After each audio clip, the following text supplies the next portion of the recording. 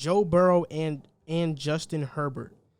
So between the two of them, who are you more impressed with so far, and who are you going to go with moving forward? It's a very tough question. I think that both of them have met or exceeded expectations. I don't think that either of them have disappointed. I don't know if you agree on that.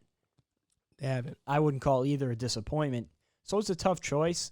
Personally, I've been more wowed by Justin Herbert. I think that he has made more plays. He's been in more games than Joe Burrow does. Granted, that could very well be a product of Joe Burrow plays for the Bengals. They have not surrounded him with the best cast so far, and I think that Justin Herbert was put in a much better situation to hit the ground running. But competing with the Chiefs in his first, I believe that was his first start against the Chiefs. Yeah, it was. Competing with the Chiefs in his first start and bringing that game down to the wire said a lot about him, and he's only built off of that performance. He played great in that game against the Saints, so he's playing good teams and really competing. And even if they're losing the game, the same thing, Buccaneers was a very close game, and he played really well.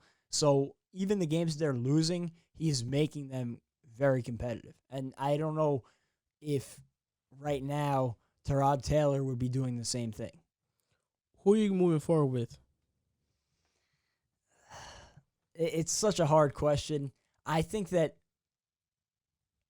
right now I would say Justin Herbert, but solely based off of what we've seen. But I think that Joe Burrow's ceiling is higher. I think that Joe Burrow can be a top 3 quarterback in the league moving forward. Like no question in my mind. He has all the tools to be that guy, but I just don't know if he's going to develop to be that in Cincinnati. I think I actually have an opposite response to that. I agree with your initial response. Justin Herbert has impressed me more, and I'm moving forward with him as well. And I think his ceiling is higher than Joe Burrow's. When you look at Joe Burrow and Justin Herbert, you compare the two, who has a better arm? Justin Herbert. Who's more athletic? Justin Herbert. And if we're talking about physical tools, Justin Herbert beats Joe Burrow in mostly every single category. Joe Burrow beats him in reading the game and dissecting defenses, but that's why when we're talking about ceilings and potential, Justin Herbert can surpass that. And I've been wowed by Justin Herbert because I think most people thought he was going to be a bust. Most people thought he wasn't going to be that good. He wasn't definitely going to show these flashes that he's been showing so far, because at Oregon, he had some questionable tape. I mean, at Oregon, they threw a bunch of screen passes, I think the highest rate in college football. So a lot of people thought that was because the coaching staff didn't trust in Herbert, but it was the opposite. It was that the coaching staff really didn't know how to use Herbert in any way. I mean, you look at him now, he has a 108 quarterback rating and completing 67% of his passes. And I've seen him play. These passes are not dink and dunk passes. These passes are really deep passes. He's really slinging the ball all over the place. And he's tied with Russell Wilson in most touchdowns thrown over 20 yards. Like, he's in Russell Wilson territory in that stat. An argument that people are going to use for Joe Burrow is roster construction, right? Oh, the Bengals have such a much worse roster than the Chargers. But that's wrong. On paper, healthy, yes, I agree.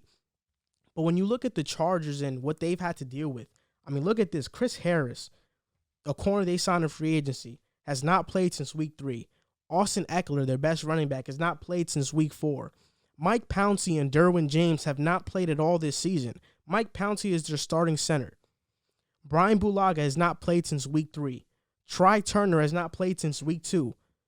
Justin Herbert's starting tackle, center, and guard have not played. And outside, those are the guys that were supposed to solidify that offensive line for that team. He's not working with a good offensive line, like Burrow, right?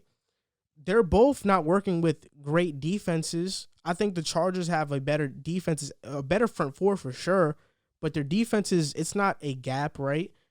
They're working with kind of like the same roster construction as in Herbert has great wide receivers, Keenan Allen, Mike Williams to an extent, Hunter Henry, but so does Burrow with A.J. Green, T. Higgins, Tyler Boyd. even John Ross, even though he hasn't been getting touches, Auden Tate, like they have depth at the wide receiver room, both teams. Their roster construction is really similar. So I feel like a lot of people that are going to use that against Justin Herbert, oh, he's in a better situation. I couldn't disagree more. In terms of coaching, yes. Because that's coaching, more what I coaching, was saying. coaching, yes. This is why I don't want the Chargers to go out and make a splash move and fire Anthony Lynn. It would be a mistake. Yeah, because if they if they win 3 to 4 games, yeah, he might get fired. They might bring in an offensive head coach. I feel like just bringing in the coordinator, yeah. Because I like Anthony Lynn as a head coach. They've been losing a lot of close games versus the Saints. Their kicker shanked it, and he's really an inaccurate kicker, Badgley. That's for another day, though, but they've really have been losing these close games that they can easily win. And I think the most important thing about Anthony Lynn right now is him and Herbert are on the same page, and that connection between a quarterback and a head coach, it's easy to miss on. You look at the Browns, they had a good thing with Greg Williams and Baker Mayfield. Would it have lasted? Who knows? But then they bring in Freddie Kitchens, and everything went downhill. So when you have a connection like that working, especially with a guy who's highly regarded around the league in Anthony Lynn. But Freddie Kitchens was their OC, though, in Cleveland. Yeah, but I think that they should have just kept Greg Williams. I don't think they needed to make a change with Greg Williams as their interim head coach. They played the best football that we had seen from them in a decade. And in hindsight, though, like, would I really want Greg Williams being my head coach? No, probably not. Yeah. But I was using it more of an example of when you have a connection like that, maybe not mess it up, especially when you look at what the Chargers have done this season. And like you mentioned, they've been in games against very good teams, and their record might not reflect it, but the Bucs, the Saints, the Chiefs, they had all of these teams right on the ropes. And I think that Herbert is just going to keep getting better and better. I do think that both of these guys are going to be very good quarterbacks. I don't think either of them are going to be a bust. Yeah, definitely not. I think this draft has turned into what we thought the 2018 draft was going to be. But I also think that most of these quarterbacks landed in really good situations. Like Tua landed in Miami, Justin Herbert with the Chargers, Jordan Love, we haven't seen him play, but with the Packers. Joe Burrow, the worst situation, but they don't have bad talent. They don't have bad talent on that team. In 2018, you see Darnold land with the Jets, bad situation. You see Josh Allen land with the Bills, good situation. Josh Rosen with the Cardinals, Steve Wilkes as their head coach, bad situation. Baker Mayfield, first 2 years, bad situation.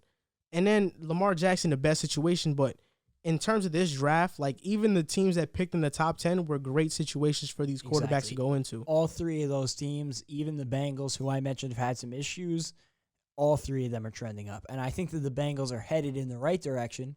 I do like Zach Taylor. I think that they're on the right track, but it takes time to get all the right pieces in place. I think that the Dolphins are in great shape. You look at them moving forward, they have a bunch of draft picks. They're going to have a probably top 5 pick in this draft courtesy of the Texans, and they still have more cap space rolling over from last year. And they got a lot of young talent to develop. They're in a great situation, and I think the Chargers right now are maybe a piece or two away from making a legitimate playoff run. The only thing is they got to get past the Chiefs in that division, which good luck with that. But, I think that they're all in good. I think that the three of those guys at the top of the draft are in great situations. And you even mentioned Jordan Love coming up behind Aaron Rodgers is going to be what Aaron Rodgers was to Brett Favre there in Green Bay. So I think that I hope he does well. This could be a quarterback class that we look back on as a historically good quarterback draft class.